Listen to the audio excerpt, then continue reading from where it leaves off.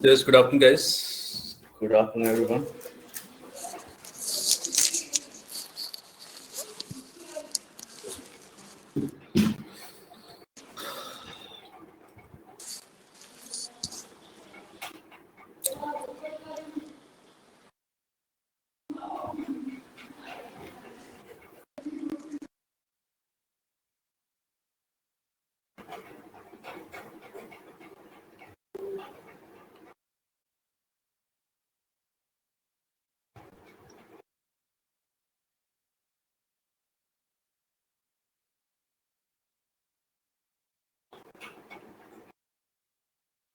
Okay, so we were doing some exercise the last class. उसी को continue करते हैं. This miscellaneous exercise. जैसे बहुत सारे क्वेश्चंस हमने किए थे कुछ. I guess.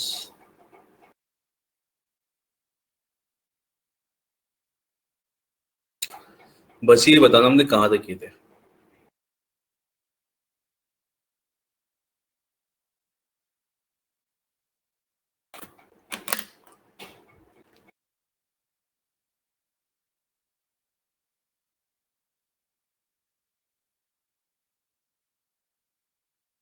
ये भी हो गया था I guess ना. मेयर्स नेस्ट पढ़ा था हम लोगों ने ये.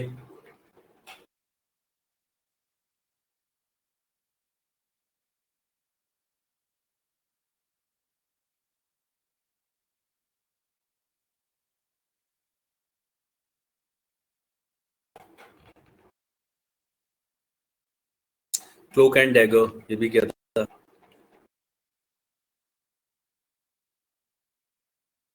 We were doing rearrangements, right? हाँ वही 49 तक की थी. ओके. ओ यस धन धान्य कल्चरल कॉम्प्लेक्स बिल्कुल सही.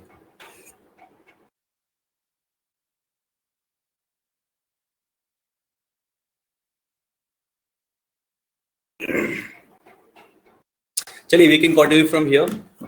तो चलिए सॉल्व करना स्टार्ट करते हैं. दिस एक्सरसाइज ऑफ पहले रीअरेंजमेंट है इसके अंदर, फिर आगे और भी क्वेश्चंस है.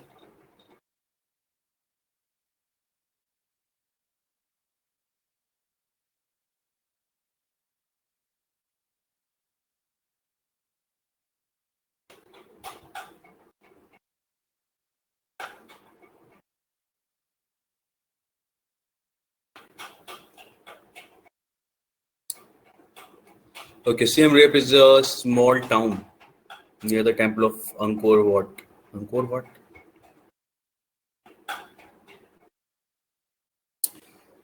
है ना. डायरेक्ट पहले उसे इंट्रोड्यूस किया, उसके बाद डायरेक्टली यहाँ से शुरू करें. The town is charming and worth exploring.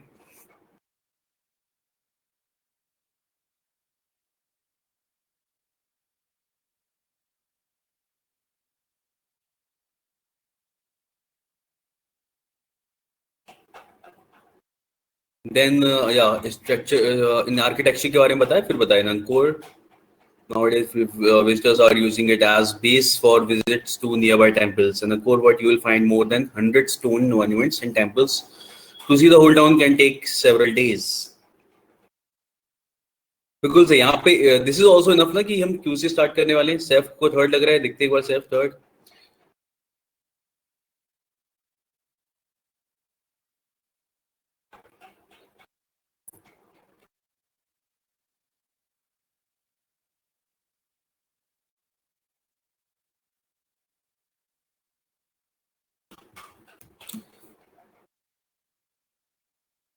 पता है क्योंकि ये इंट्रोड्यूस करा, ये कहीं और इतना अप्रोप्रिएटली नहीं आ पाएगा. The town is charming and in worth exploring, इसलिए हम लोग will go with first one.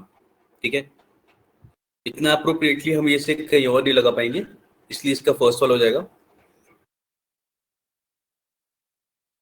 क्योंकि यहाँ पे हमने इसके बारे में बताया. Then the town is charming and worth exploring. हाँ, टाउन के बारे में पहले बताएंगे ना इस चीज के लिए, क्योंकि यहाँ पे इसे इंट्रोड्यूस किया, पहली बार बताया इसके बारे में. Siem Reap is a small town, क्योंकि इसके बाद टाउन की बात नहीं चल रही, इसके बाद उसके आर्किटेक्चर, मॉन्यूमेंट्स और इन सब चीजों की बात चल रही है. ठीक है, पहले टाउन के बारे में बताया यानी कि क्यों, उसके बाद हमने बाकी चीजें एक्सप्लेन करना शुरू किया. There are some fine examples of मेयर बोलेंगे इसे and French architecture. In yes, ठीक है, in Angkor you what you will find more than 100 this thing. तो QPSR.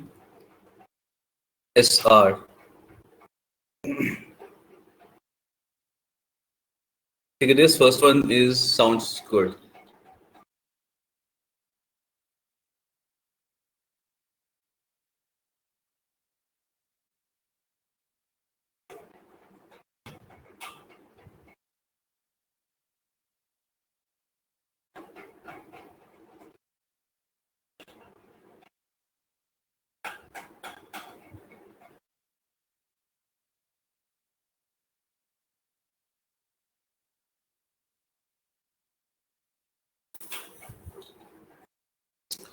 चलिए नेक्स्ट देखते फिर.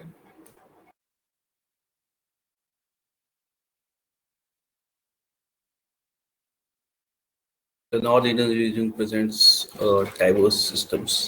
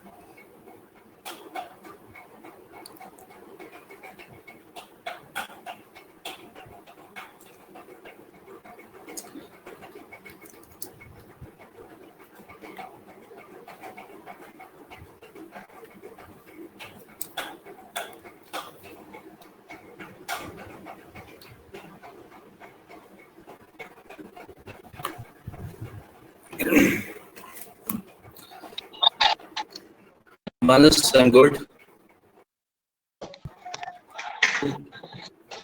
इसमें एस से लग रहा है कि एस से स्टार्ट होना चाहिए, बिकॉज आप यहां से जब एक्सप्लेन करना शुरू कर रहे हो, it is largely a humid tropical reason.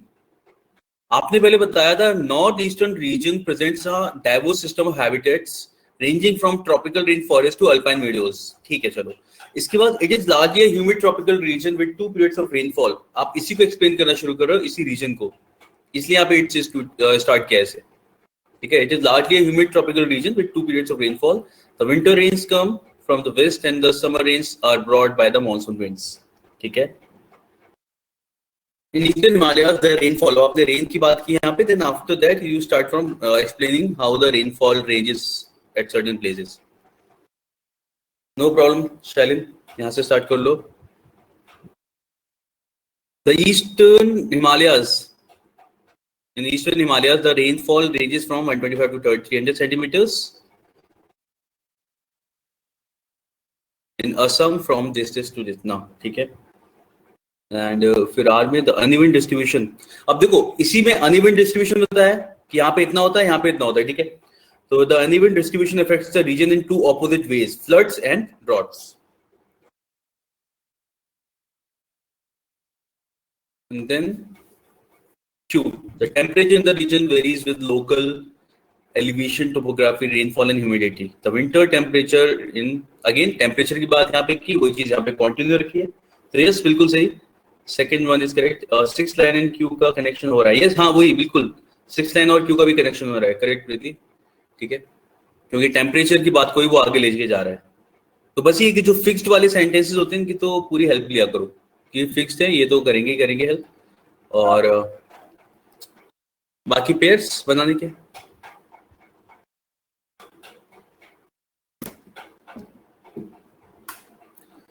चलिए नेक्स्ट देखते हैं, क्लियर है ना सबके लिए वाला। देखो वैसे तो सॉल्व करते समय क्लियर होता है, समझ में आता रहता है, लेकिन कहीं पे भी डाउट हो ना कि मुझे ये वाला लग रहा था, वो बताते चला करो, वो जरूरी होता है कि ये साथ में क्यों नहीं आया, इस टाइप की चीजें।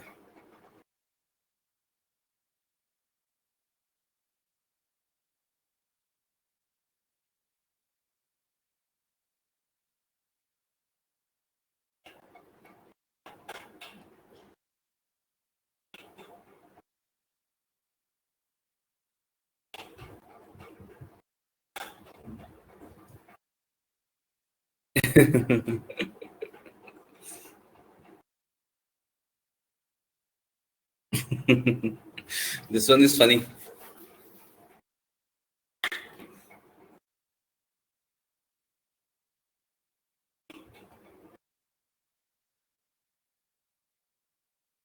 क्यू से स्टार्ट होगा, यस। कि वहां जाके बैठे थे on a vacation in Tangier, Morocco. My friend and I sat at a street cafe. Soon I felt the presence of someone standing alongside me. ठीक है, तो बोला तो हाँ कि we had been cautioned about beggars and told to ignore them, but this one wouldn't budge. ये बिल्कुल भी जा ही नहीं रहा था वहां से, ऐसा SR. At one point he bent over with a big smile showing me a single gold tooth and a dingy fizz, whatever. ठीक है, तो SRP QSRP हो जाएगा, and answer is third one. Finally a man walked over to me and whispered, "Hey buddy, this guy is your waiter."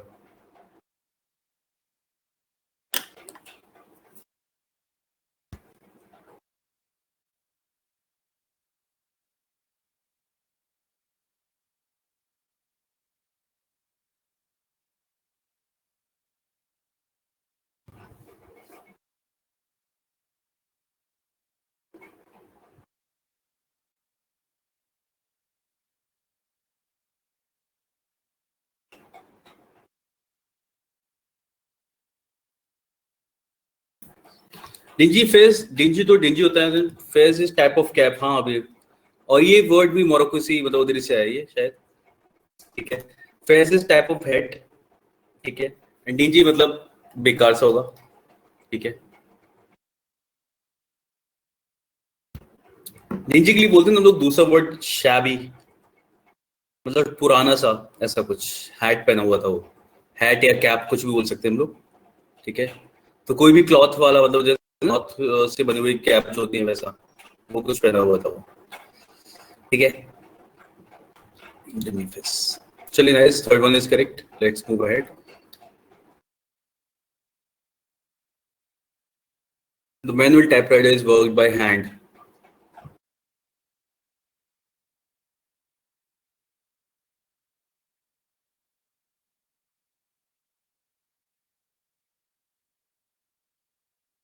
क्यों? या मतलब आप ए पढ़ते आप पहले सेंटेंस हर एक का अलग की स्टार्ट कहाँ से हो रहा है, आपको कुछ और समझ में नहीं आएगा, ठीक है? उस चीज को आगे लेके ये जा रहा है. The manual typewriter is in hand.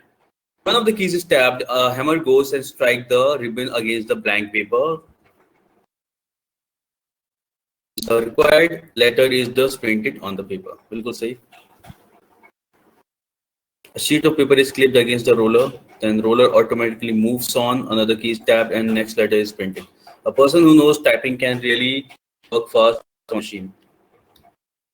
That was our कैसे देखा था? या तो कोर्ट के सीन में लोगों को देखा होगा या फिर अमिताभ बच्चन को याद होगा बागवान में.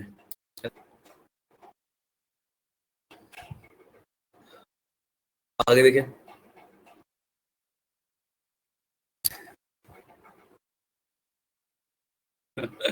वही तो कह रहा हूँ, लास्ट टाइम मूवीज में देखते हैं मोस्टली. वैसे तो देखा तो सब नहीं है.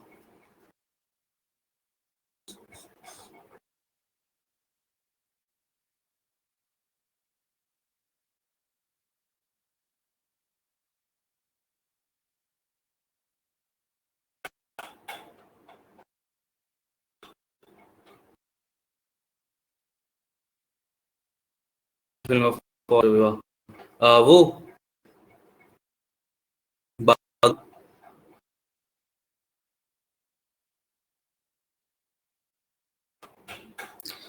बागवान is kind of funny.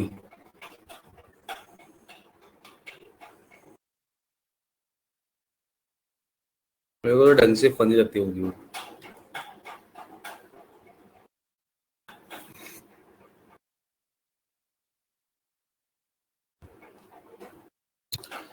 I usually sleep quite well in the train, but this time I slept only a little.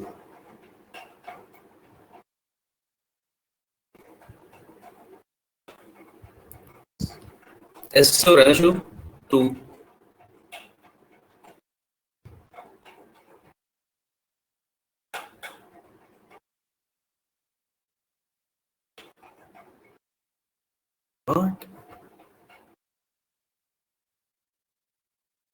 मतलब इसने भी लड़ाई करी. Most people wanted it shut and I wanted it open.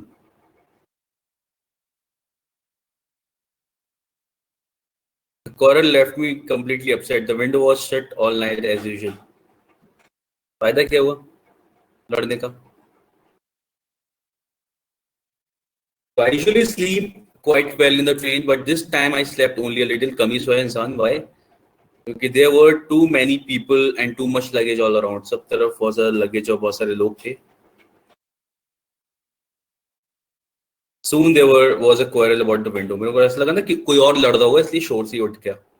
पता चला he was सबको window चाहिए. वैसे वाला है मुंबई की ट्रेन में होती है ना.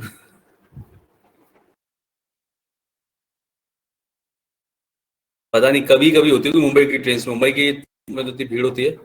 मतलब मैं क्या हूँ एक बार काफी टाइम पहले गया था तो मैंने लोकल में भी ट्रेवल किया था.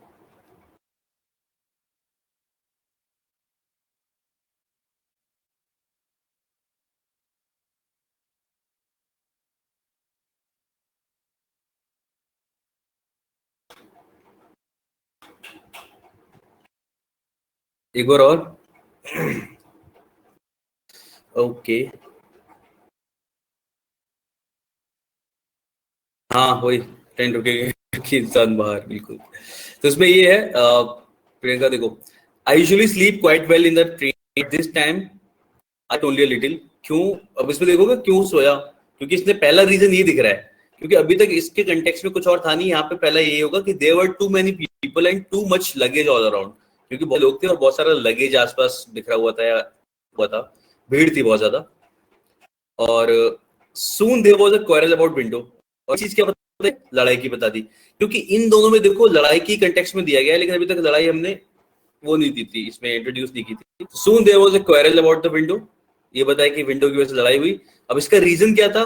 रीजन ये था कि कुछ लोग चाहते थे कि वो बंद रहे और मैं चाहता था कि वो खुल जाए. ठीक है. तो कुछ लोग चाहते थे कि खिड़की बंद रहे, मैं चाहता था कि वो खुली रहे, तो उसके बाद पिया जाएगा। Quarrel left me completely upset, इसके बाद दुखी हो गया करने के बाद।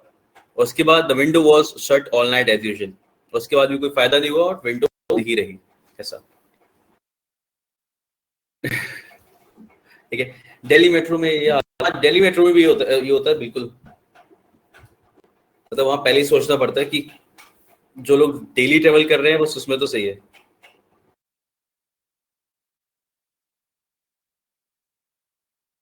सैफ ने क्या पूछा?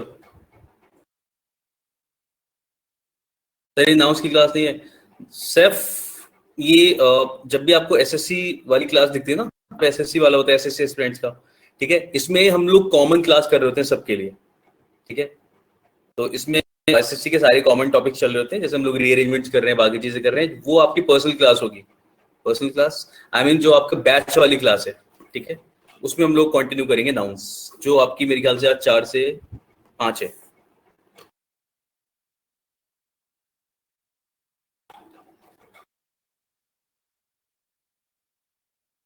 ठीक है, तो इस क्लास में आओ, आराम से मिक्स्ड मिसलेनियस एक्सरसाइज करो, एंजॉय करो, ऐसा है।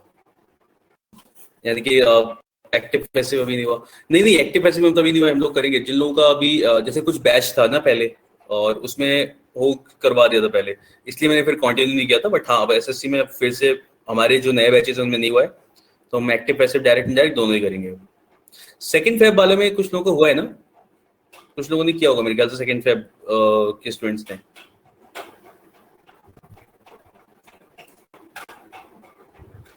हाँ वही, डायरेक्ट इनडायरेक्ट हुआ है। अच्छा, एक्टिव पैसिव नहीं हुआ था तो?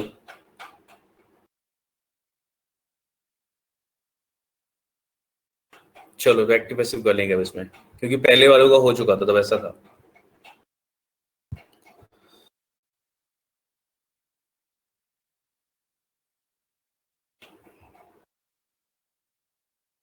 क्योंकि टेस्ट में तो क्वेश्चन आते रहेंगे, वो मिसलेनियस में तो डाल ही देते हैं एक्टिव पैसिव डायरेक्ट इनडायरेक्ट का। तो चलो ठीक है, नेक्स्ट टाइम स्टार्ट करते हैं फिर, नेक्स्ट वीक में भी।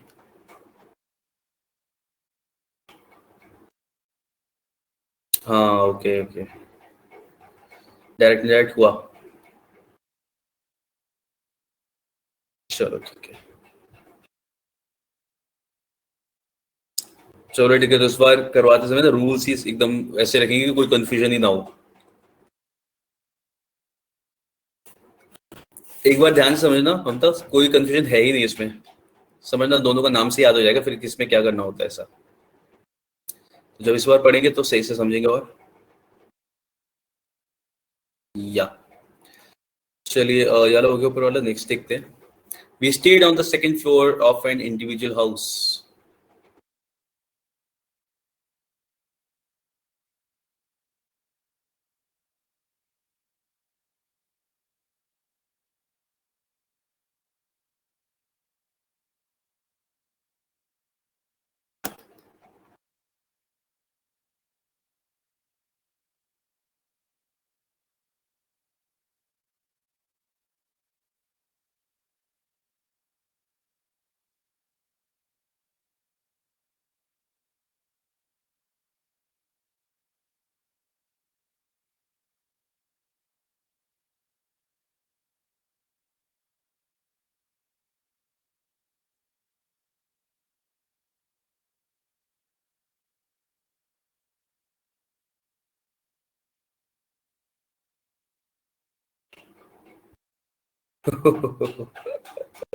So that he was not burdened with climbing stairs with a heavy camp. Sarcasm चल रहा था यहाँ पे।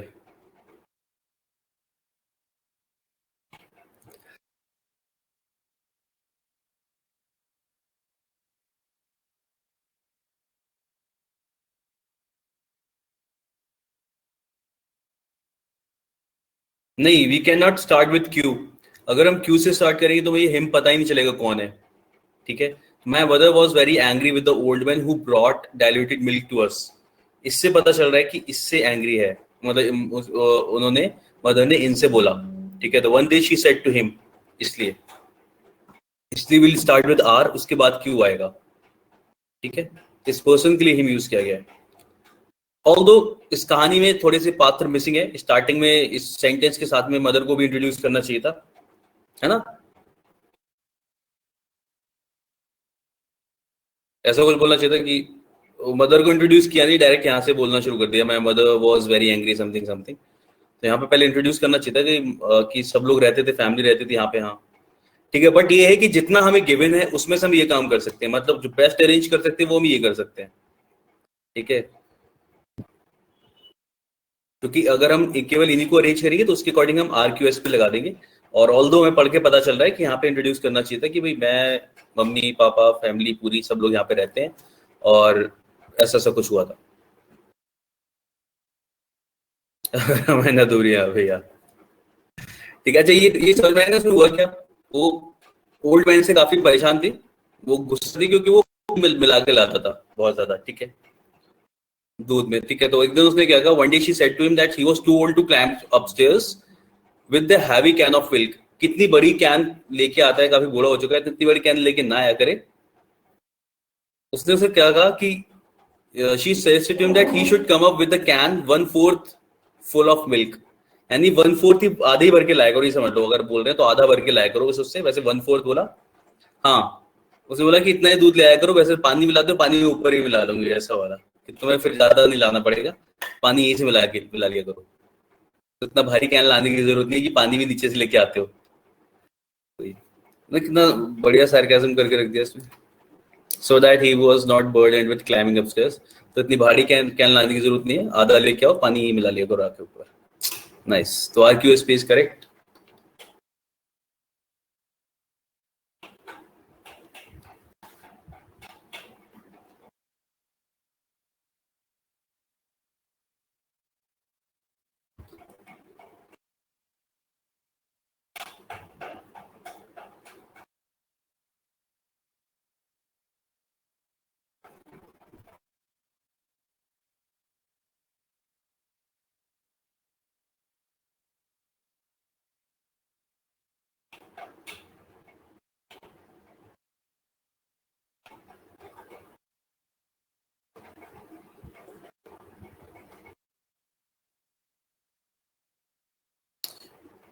थर्ड होना चाहिए ना प्रणति, देखो। यस, अभी Anmol, I guess it should be third, क्योंकि पहले news is classified and arranged by the editors, उसके बाद प्रिंट होगी ना, it is printed in the pass in the press. तो यस, थर्ड आना चाहिए। तो the news is classified and arranged by the editors, it is printed in the press, the newspaper is sent to the distributors, then the newspaper are sent to news agencies, the news agencies sell all the papers, या sell the newspapers। ठीक है, तो third one is correct, बिल्कुल सही। तो पहले news को arrange कर रहे हैं, उसके बाद उसे प्रिंट कर रहे हैं, फिर न्यूज़पेपर जा रहे हैं कहाँ पे, डिस्ट्रीब्यूटर के पास, वहां से आ रहे हैं वो न्यूज एजेंसीज में, जहाँ से वो बेच दिए जाते हैं। यस सर, ये फर्स्ट क्लासेस है कि सेकंड क्लासेस है इसकी? किसकी? आपकी आपका बैच की पहली क्लास अभी चल रही है इसमें। ठीक है, ये मिक्स्ड क्लास है, ये मिसलेनियस क्लासेस सारे बैचेस के है। तो जितने बैचेस में सब SSC के लोग हैं, सबकी क्लास है ये। ठीक है, ओके दिस सर, इज मेरे को मिसलेनियस। कुछ समझ नहीं हाँ, आ ये रहा था। अच्छा, आपको ऐसा लग रहा था ना आपके बैच की फर्स्ट या सेकंड क्लास है ऐसा, तो वो क्लास सर, ये आपकी अभी। पढ़ा ही नहीं है ये पहले तो, बहुत कुछ समझ नहीं आ रहा कैसे अरेंज कर रहे हैं, किस ऑर्डर, मतलब इतने अरे पार्ट्स के। रीअरेंजमेंट आपने किए ना, यस देखो सर। नेक्स्ट टाइम रीअरेंजमेंट्स किए ना पहले भी, सेंटेंस रीअरेंजमेंट्स। इसमें तो PQRS ये लिखा है, फर्स्ट और सिक्स वाले फिक्स्ड है। ठीक है, पहले से जो लोग कर रहे हैं, मतलब ऐसा था कि आपके नए बैच को भी इस बैच में होना नहीं चाहिए था अभी। सो नेक्स्ट टाइम से आई सी टू इट कि क्या करना है, लेकिन हमें तब तक इसमें रफली बता दे रहा हूँ कि करना क्या है। फर्स्ट और सिक्स यहाँ पे फिक्स्ड है, आपको पढ़ने के बाद, ठीक है, बेस्ड ऑन योर रीडिंग आपको पता लगाना है कि इन दोनों को अरेंज कैसे करें, इनको एक सही ऑर्डर में अरेंज करना है ताकि मीनिंगफुल सेंटेंस, मीनिंगफुल पैराग्राफ बन जाए पूरा। ठीक है, एक जम्बल्ड फॉर्म में और सही मीनिंग में अरेंज करना है। Got it Preeti? Yes sir. हाँ, तो हम लोग जो अरेंज कर रहे हैं ना, वही वही कि पढ़ के हम पता कर रहे हैं कि स्टोरी किस तरीके से चल रही है और उसके अकॉर्डिंग सही मीनिंग क्या होना चाहिए, मतलब उसके अकॉर्डिंग अरेंज कर रहे हैं। 11th में वाला बैच को ज्यादा समझ नहीं आ रहा एक्चुअली। हाँ, इसीलिए नहीं आ रहा था 11th वाले में वाले बैच को, क्योंकि वो बैच में होना नहीं चाहिए था अभी। ऑल तो मैंने कहा था, चलो देखते हैं नेक्स्ट टाइम ठीक है, मतलब एक्चुअली ये वो एक्सरसाइज है जो हम एक बार क्लास में इंट्रोड्यूस करेंगे, उसके बाद आप मिसलेनियस एक्सरसाइज कर सकते हो। तो लेट्स सी, नेक्स्ट टाइम से आप अपने बैचेस में ही पढ़ोगे थोड़ा सा, उसके बाद हम यहाँ पे कंटिन्यू करेंगे, ठीक है। लेकिन अभी एक एक्चुअली एक कुछ भी नहीं है, ये तो रीडिंग सेक्शन है और ये सभी लोग जानते हैं, इसमें नया क्वेश्चन नहीं है ये ऐसे जो हमने स्कूल में भी पढ़े हैं, रीअरेंजमेंट सेंटेंस स्कूल में पढ़ा है ना सब लोगों ने, सेंटेंस को अरेंज कैसे किया जाए, सही ऑर्डर में कैसे लगाएं। हाँ, ये तो कोई जनरल इंग्लिश हुआ ये, इसीलिए पता है ये मिसलेनियस क्लास में इसीलिए जनरल इंग्लिश हम लोग कर रहे होते तो ज्यादा फर्क नहीं पड़ता। कभी कभी जब ग्रामर वाले क्वेश्चन जैसे हम लोग कर रहे थे पहली बार में, तब उससे फर्क पड़ता है, लेकिन ये जनरल इंग्लिश का पार्ट है, ये तो सब लोग कर सकते हो। ये ऐसी चीज है कि आपको एग्जाम की तैयारी नहीं भी कर रहे हो तब भी कर पाओगे, इसे ऐसा है। तो समझ में आ गया सबको ये वाला। तो फर्स्ट और सिक्स यहाँ पे फिक्स्ड है, मतलब इनका जो ऑर्डर है वो इस तरीके का है। तो फर्स्ट और सिक्स फिक्स्ड है, you have to arrange P Q R S, जो आपको सही ऑर्डर लग रहा है वो आप यहाँ पे आंसर लगा दोगे, ठीक है। चलिए नेक्स्ट वाला करने की कोशिश करते हैं फिर सब लोग। तो अगेन फर्स्ट और six fixed, you have to arrange P Q R S, read करो आराम से एंड अरेंज करो।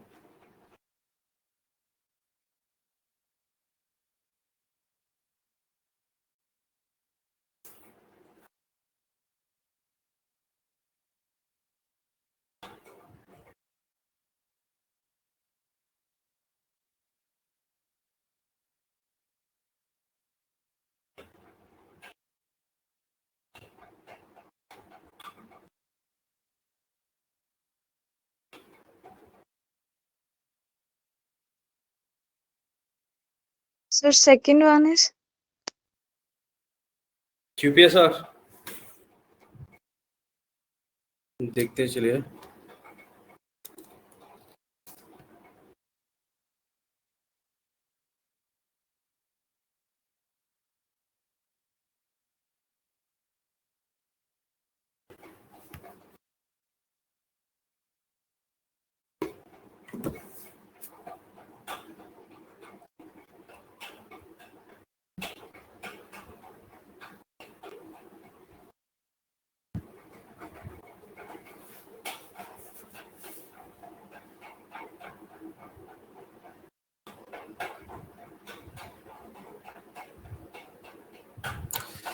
ओके, तो आई गेस यस, 4 ठीक है, इसका सबका 4 आ रहा है।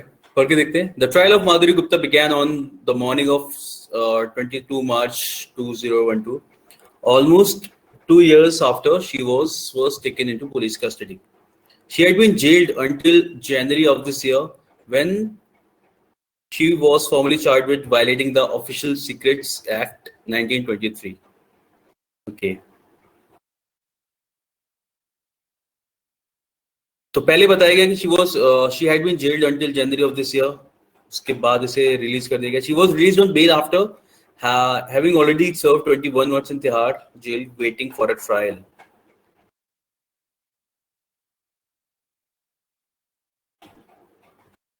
Shortly before 10 a.m. Gupta was chatting amicably होगा ना इसमें, amicably बोल सकते हैं, amicably with the policeman on duty at North Delhi's TCRE Courts Complex. Home to about 400 courtrooms, the complex is among the largest of its kind in Asia. The place presents a dim picture of the depressing realities of justice at work.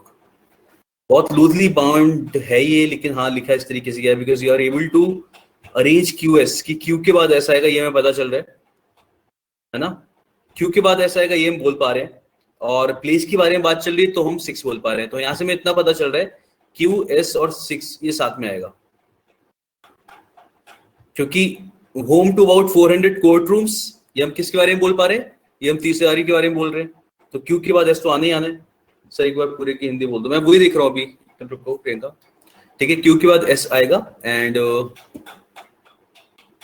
फिर 6 the place, क्योंकि इसी की बात चल रही 30 Hazari court complex की, और उसी के लिए बोला गया the place represents a dim picture of the depressing realities of justice at work.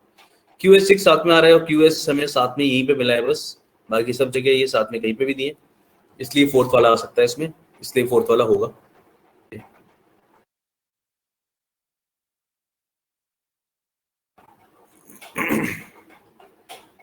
चलिए, तो ये कह रहा था the trial of Madhuri Gupta began on morning, यानी इस दिन ट्रायल शुरू हुआ था 22 मार्च 2012 को, almost 2 years after she was taken into police custody, यानी पुलिस कस्टडी में जब लिया गया था उसे, उसके लगभग 2 साल बाद।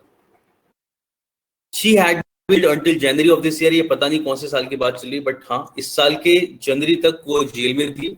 When she was formally charged with violating the Official Secrets Act 1923, जब उसपे ऑफिशियली वो वाला चार्ज लग चुका था कि उसने इस सीक्रेट एक्ट, मतलब violating the official secrets act, may be उसने ऑफिशियल के मतलब ऑफिस के जो भी सीक्रेट्स होंगे वो शायद लीक किए होंगे, ऐसा कुछ होगा। तो उस चीज के जब उसे इस पे आरोप सिद्ध हो गया था तब उसे जेल भेज दिया गया था, ठीक है। तो she had been jailed until January of this year. इसके बाद हमने लगाया P, she was released on bail after having already served 21 months in Tihar jail waiting for a trial. तो इसे रिलीज कर दिया गया bill pay after having already served 21 months, यानी 21 महीने जेल में रहने के बाद, तिहाड़ में रहने के बाद उसे बेल पे रिलीज कर दिया गया था, ठीक है। शॉर्टली बिफोर, अब यहाँ पे क्यू वाला जो पार्ट है, इट लुक्स लाइक ये अलग से कहानी शुरू हो रही है यहाँ पे, ऑल्दो ये एसएससी में आ चुका है वाला क्वेश्चन, मतलब उसमें से आया हुआ क्वेश्चन है।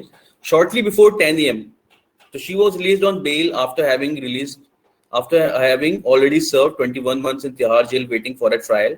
Shortly before 10 AM, Gupta was chatting amicably with the policeman. Amicably का मतलब होता है फ्रेंडली तरीके से, ठीक है। और ये पढ़ने के बाद ऐसा लग रहा है ये न्यूज है, ये करंट न्यूज सुनाई जा रही है, ठीक है। तो शॉर्टली बिफोर, 10 बजे से पहले ही, ये अभी की बात चल रही होगी, Gupta was chatting amicably with the policeman on duty at north Delhi तीसरी कोर्ट कॉम्प्लेक्स। और 10 बजे से थोड़ा पहले ही गुप्ता को देखा गया था कि वो मतलब आराम से मजे से पुलिसमैन जो लोग हैं वहां पे उनसे बात कर रही थी, कहाँ पे, 30,000 कॉम्प्लेक्स में, 30,000 कोर्ट कॉम्प्लेक्स में। और इसके बाद जो बताया गया है वो 30,000 को ही, अच्छा एमिकेबली भी बोलते हैं ना फ्रेंड्स को, हाँ मेरे को लग रहा था देयर इज समथिंग, या एमिकेबली भी बोलते हैं और एमिकेबली भी बोलते हैं, ठीक है। ओके होता, चलो नाइस, ठीक है, तो दोनों को यूज किया था, सही है, ठीक है। तो she was chatting amicably with the policeman court complex में। और इसी को फिर आप जब पढ़ोगे तो आगे जो बोला गया ना, होम टू 400 कोर्ट रूम, तो ये 30,000 कोर्ट कॉम्प्लेक्स के बारे में बताया गया, 30,000 के बारे में, कि 30,000 जो कि क्या है, जो कि 400 कोर्ट रूम्स का एक कॉम्प्लेक्स है, जिसमें कि 400 कोर्ट रूम्स हैं, यानी कि अलग अलग कोर्ट्स, जो कोर्ट रूम्स बने हुए जहाँ पे ये न्यूज आगे चलती होगी, जहाँ पे अलग अलग मेरे ख्याल से जजेस चलते होंगे, अलग अलग केसेस लिए जाते हैं, okay. The complex is among the largest of its kind in Asia, और ये जो कॉम्प्लेक्स है यानी 30,000 कॉम्प्लेक्स, ये अपने तरीके का सबसे बड़ा है एशिया में। अब इसी के बारे में आगे इंफॉर्मेशन को कंटिन्यू रखा गया है। The place represents a dim picture of the depressing realities of justice at work. ये एक धुंधली पिक्चर प्रेजेंट करती है किस चीज की, depressing realities of justice at work. Depressing realities क्यों बोला गया है, क्योंकि हमें पता है कि जस्टिस किस तरीके से काम करता है यहाँ पे, और उसकी एक धुंधली सी पिक्चर प्रेजेंट करता है ये जो 30,000 कोर्ट कॉम्प्लेक्स है। वहां पे जाओ, पता चलेगा कि किस तरीके से केसेस पेंडिंग है, और ये सब कुछ, वो सब कुछ यहाँ पे बोला गया कि एक धुंधली पिक्चर पेश करता है कि किस तरीके से जस्टिस काम कर रहा है इस देश में। हाँ वही, क्योंकि जस्टिस नहीं मिलता, वही, ठीक है। तो 400 कोर्ट रूम है और तब भी काम मेरे ख्याल से स्लोली चलता होगा, व्हाटएवर, जस्टिस तो नहीं मिलता, ये तो बात सही है। इसीलिए इंसान सोचता है ना कि इन चीजों से दूर जितना हो सके अपना रेलो वाला टाइप का, because there is dead end उसके बाद। तो समझ में आया थोड़ा बहुत। अगर ये वाला क्वेश्चन कहीं पे भी मिलेगा, अगर ये वाला क्वेश्चन है, तो आई वुड से कि इसे अरेंज करने का सबसे बेस्ट तरीका होगा ये चीज, इनको अरेंज कर लेना साथ में, ठीक है। 30,000 कोर्ट कॉम्प्लेक्स के बारे में यहाँ से पता चल रहा है, 400 कोर्ट रूम्स, एंड अगेन ये वाली बात भी इसी के बारे में कही जा रही है। तो जो चीज हम श्योर हो सकते हैं कि QS6 ये साथ में आएंगे, क्योंकि बिल्कुल कॉन्टिन्यूशन में है सारी बात, ठीक है। तो आप इस तरीके से QS के बारे में श्योर हो सकते हो कि भाई ये तो साथ में आएगा ही आएगा, और ये चारों सेंटेंसेस में से, मतलब चारों ऑप्शंस में से ये इसी वाले में दिख रहा है। कोई भी क्वेश्चन इसी तरीके से किया जाता है, क्योंकि एग्जाम में हमारा मेन उद्देश्य होता है कि we need to find the right answer, ठीक है, we have to mark the correct answer, और किसी भी तरीके से पहुंच सकते हैं करेक्ट आंसर पे। तो पहला आप हमें पता चल जाए कि यहाँ से शुरू हो जाए, उससे ही पहुंच सकते हो, आखिरी क्या होगा वो पता चल जाए, उससे ही पहुंच सकते हो। मैच करो ऑप्शन से, you will get the final answer.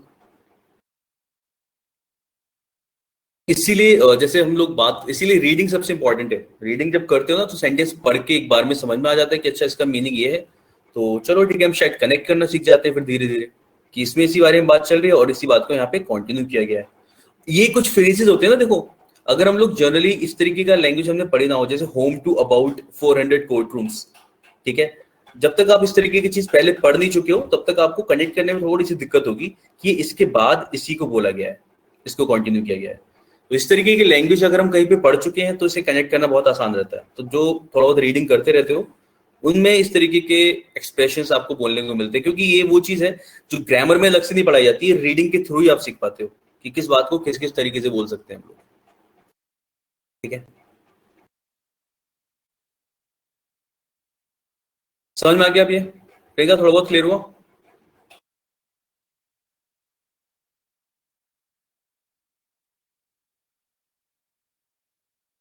Okay, nice. किरत क्या किया, फर्स्ट को आर से कनेक्ट किया था? नहीं, चलो वो भी बढ़िया बात है। हाँ नहीं, वो भी कर रहे हैं हम लोग, और कनेक्ट तो एक्चुअली कनेक्टेड तो पूरा ही है, बस वो ये कि हाँ कौन सी चीज हम जल्दी देख पा रहे हैं वो है।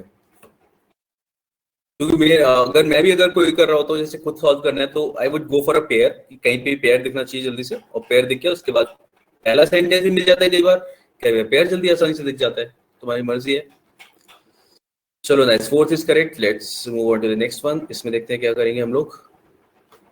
By 1 p.m. the producers were ready and the showtime sirens wailed.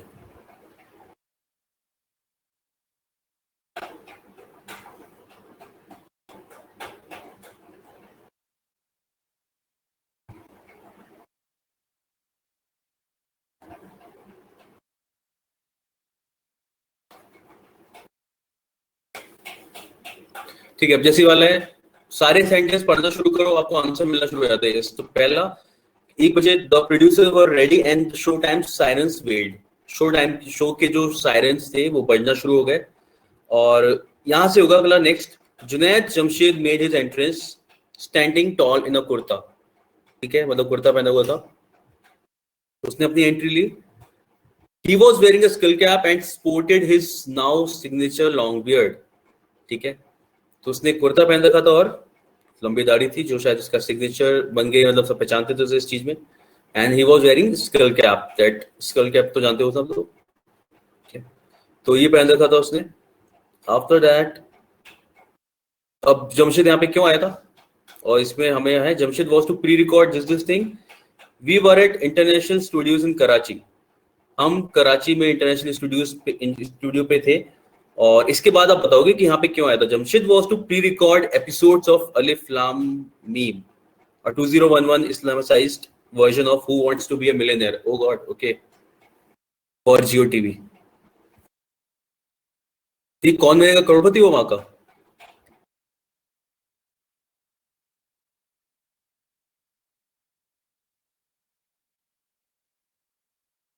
ठीक है, तो इसके बाद हम कराची में थे इस इंटरनेशनल स्टूडियो पे, फिर इसी इंफॉर्मेशन को आगे बढ़ाया गया। और जमशेद वहां पे क्यों था, उस शो को रिकॉर्ड करने के लिए, ठीक है, जैसे वो रिकॉर्ड होता है ना उसके बाद टीवी पे ब्रॉडकास्ट करते हैं। तो यस, तो P S Q, second one is correct. Yes, and वो वहां का अमिताभ, अच्छा वहां का अमिताभ, अमिताभ और शाहरुख को, दोनों में से कुछ हो सकता है ना, थोड़े दिन शाहरुख ने भी चलाया था। चलो बढ़िया, अलिफ Laam meme.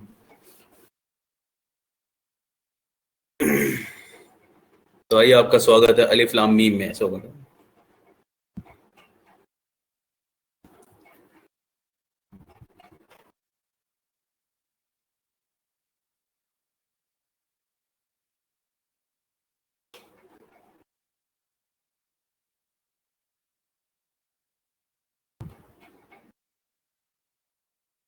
Okay, when he was a little boy, he lived on a farm in the country. Who? He.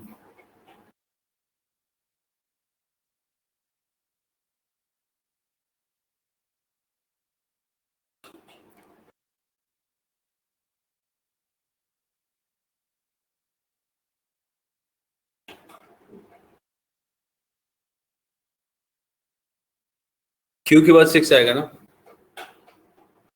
Yes, तो फोर्थ वाला हो जाएगा। So he was a little boy when he lived on a farm in the country. It was his grandfather's vegetable farm. बिल्कुल सही, उनका vegetable farm था.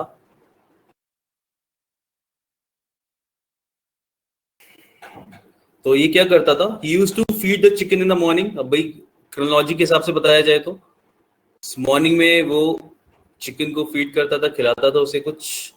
Then he played in the fields until afternoon. फिर खेलता था दोपहर तक. And after lunch it was too hot to work or play, है ना. So everyone took a nap for 2 or 3 hours. तो सब लोग फिर सोने चले जाते. तो RPSQ बिल्कुल सही. Fourth one is correct. RPSQ.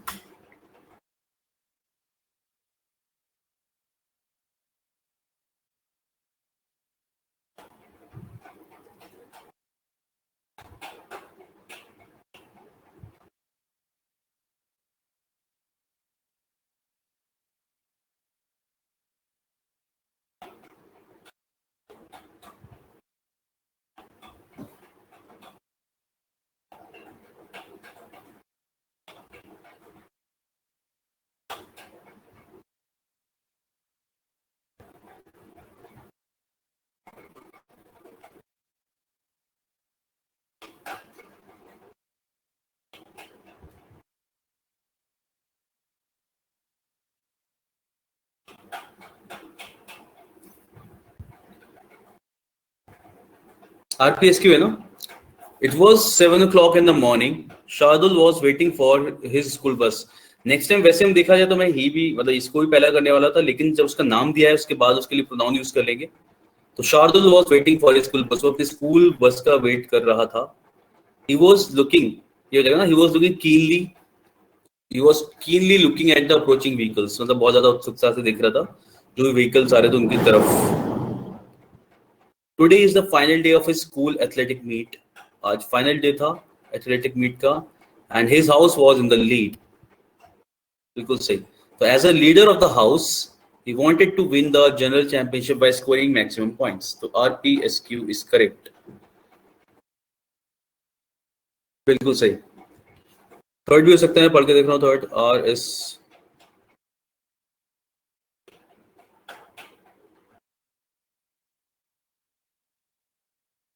Shahdul was waiting for his bus. Yes. Today is the final day of his school athletic meet.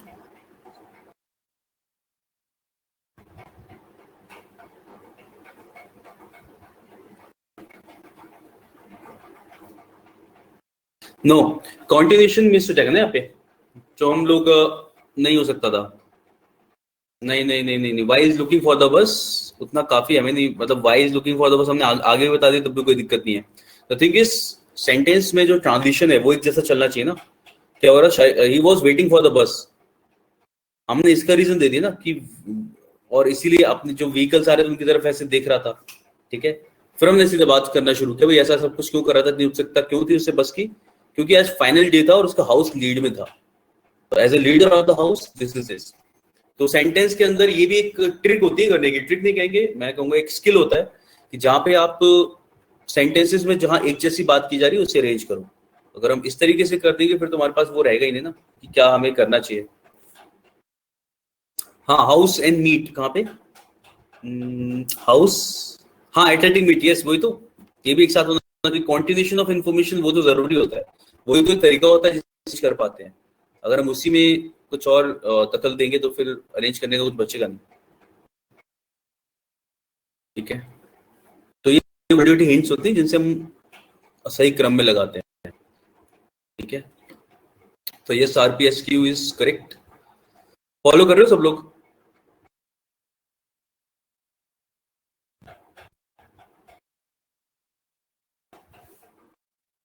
चलो नाइस.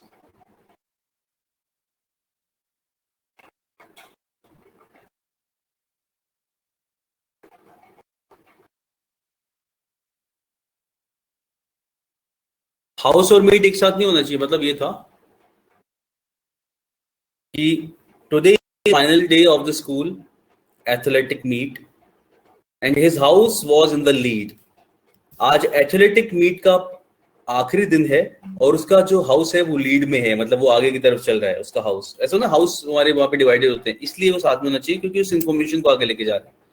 हाँ, ग्रुप ऑफ टीम, जैसे स्कूल में देखा होगा ना, हाउस बना के रखते हैं, चार चार हाउस, अलग अलग नाम भी होते हैं लोगों के यहाँ, बाकी कलर भी होते हैं, रेड ब्लू ग्रीन येलो, ठीक है, कुछ भी हो सकता है, लोग नाम देके रखते हैं हाउसेस को, ठीक है। तो वही वाला बोला गया था कि इसके एथलेटिक मीट है और उसका हाउस जो है, हाउस का घर नहीं, ऑफ कोर्स उसका हाउस जो उसका ग्रुप है वहां पे, ठीक है, वो लीड में है और वो क्या है, अपने उसका लीडर है। तो कैप्टन होते थे ना, हाउस कैप्टन, अपने स्कूल में देखा होगा, कैप्टन वाइस कैप्टन, तो बेसिकली वो कैप्टन है वहां का। अच्छा, किरत ये था, ठीक है, मेरा ब्लू ग्रीन ऐसे, और ब्लू ग्रीन के साथ उनमें नाम भी थे, but I will always prefer कि ब्लू हाउस है, ठीक है, मेरा ब्लू हाउस था। तो ऑल्दो मैंने स्कूल बहुत ज्यादा चेंज किए थे, लेकिन मेरा ब्लू हाउस रहता है हर जगह। तो बस कई बार नाम भी दे रखे होते थे, ठीक है, और मेरे को बस, हाँ, मेरे को कलर ज्यादा पसंद आता था बोलना, ठीक है, रेड हाउस, ओके प्रीति, ठीक है। तो ब्लू हाउस ऐसा था, उस ब्लू हाउस हाउस बोलो, फिर उस पर कैप्टन जो होते थे वो भी, ठीक है, बढ़िया, ब्लू वाले ज्यादा लोग हैं यहाँ पे, ठीक है। यहाँ पे सरकार बन सकती है। नाइस।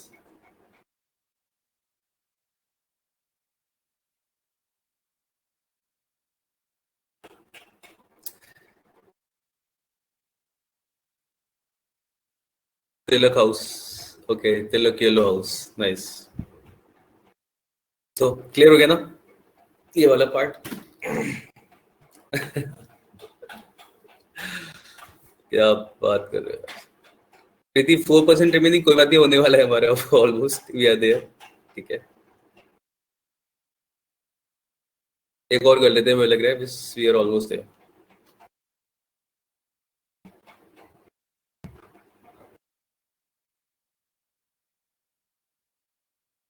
ओके, 4% बैटरी तब तक चल पाएगी, ये देखना होगा।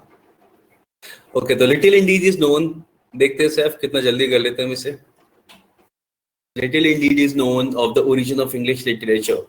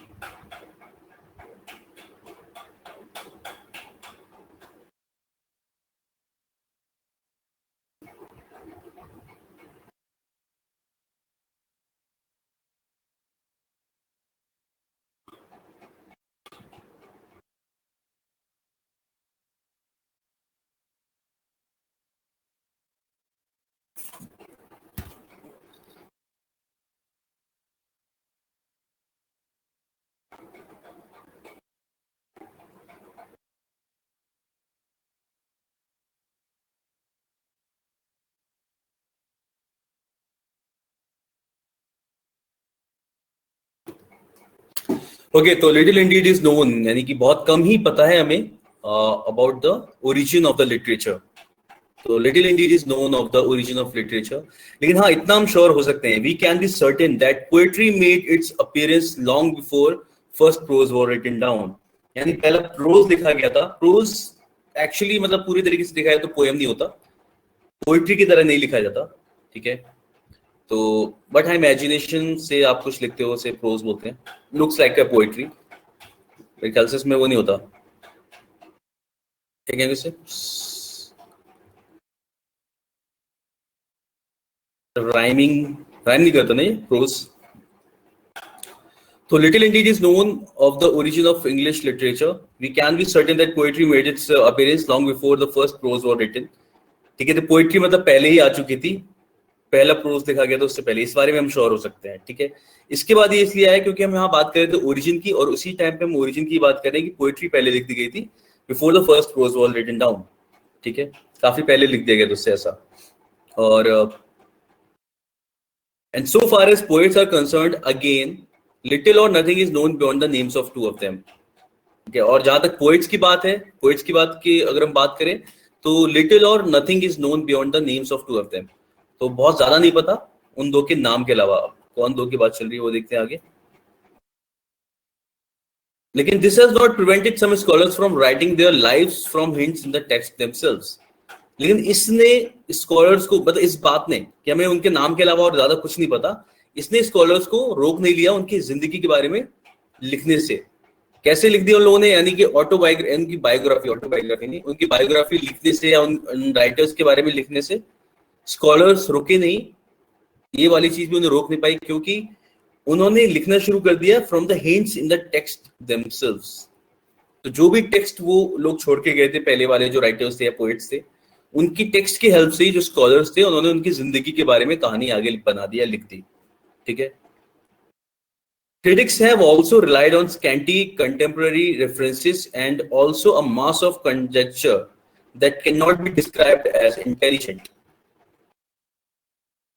Notwithstanding the mist, old English literature has an amazing richness. इसका क्या मतलब होगा? Critics have also relied on scanty contemporary references. Scanty मतलब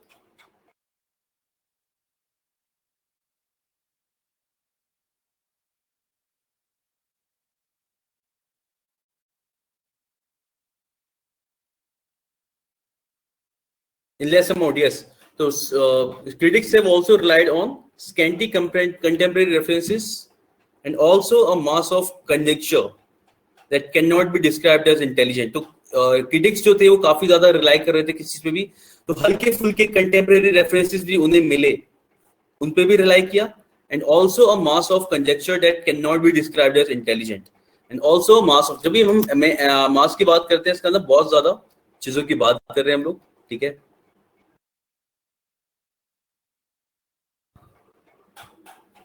and also mass of conjecture that can not be described as intelligent, और जो भी बहुत ज्यादा इन्हें इंफॉर्मेशन मिली। अब ये क्या चीज है ना, हम बात कर रहे हैं किसी दो पोएट्स की, ये अगेन किसी और बड़े पैराग्राफ में से छोटा पैराग्राफ लिया गया है, and we are not sure कि किन दो पोएट्स की बात चल रही है यहाँ पे, लेकिन ये तो पता है ना दो पोएट्स के बारे में बात चल रही थी। ठीक है। तो yes, critics have also relied on scanty contemporary references, तो जो भी उन्हें हल्का फुल्का धुंधला इंफॉर्मेशन मिली उनकी, उसके ऊपर रिलाई किया, एंड आल्सो मास कंजेक्चर, यानी कि जो भी मास, यानी ज्यादा मात्रा में उन्हें जो भी लिटरेचर या जो भी उसके बारे में स्टेटमेंट्स मिले that can not be described as intelligent, जो जिससे ज्यादा इंटेलिजेंट तो नहीं कहा जा सकता। Notwithstanding the mist, notwithstanding का मतलब क्या होगा? डिस्पाइट,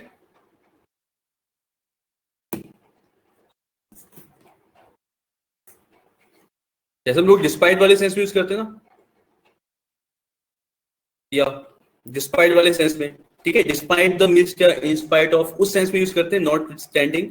और ये एक साथ भी लिखा जाता है, ये इसमें तो अलग अलग लिख दिया, not with standing, it is written as a single word. ठीक है। और इसका मतलब है डिस्पाइट ऑफ द या despite the mists, old English literature has an amazing richness.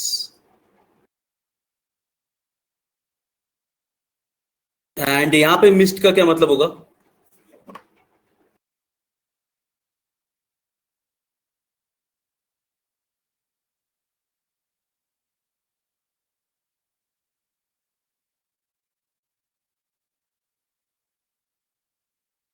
Uncertainty, बिल्कुल सही। यानी कि हम लोग मिस्ट की अगर हम बात करते हैं तो वो है ना कुछ धुंधला धुंधला दिख रहा है। ठीक है। तो नॉट यानी डिस्पाइट द मिस्ट, यानी कि पहले की चीजें इतनी क्लियरली अवेलेबल नहीं है, फिर भी English literature has an amazing richness. ठीक है। हाँ, फिक्शन तो नहीं है ऑफकोर्स, तो जो भी कुछ मौजूद है, जो भी कुछ हमारे पास लिटरेचर पहले का पुराना मौजूद है, वो उतना ज्यादा साफ साफ तरीके से नहीं दिख रहा। इसे वेग बोल सकते हो या फिर अनक्लियर बोल सकते हो यहाँ पे। ठीक है। उसके बावजूद भी इंग्लिश लिटरेचर को काफी ज्यादा अमेजिंग बोला जा रहा है। ठीक है। और हाँ, हेज बोल सकते हैं, हेजी बोल सकते हैं। ठीक है। तो what we can do is we can discuss from here another class, यानी नेक्स्ट क्लास में यहीं से कंटिन्यू कर सकते हैं क्वेश्चन नंबर 61 से अपनी एसएससी वाली में। ठीक है। या क्योंकि टाइम काफी हो गया, तो we should keep it till here and we will continue from here in the next class. काफी लोगों की क्लास भी होगी अभी। चलिए thank you guys, will meet in the next class, और इससे क्लियर करेंगे नेक्स्ट क्लास में हम लोग, यहीं से मतलब इसी को कंटिन्यू करेंगे फिर से। And yes, the answer was right, इसका वही था। चलिए thank you guys, see you in the next class, bye bye, take care and stay fit.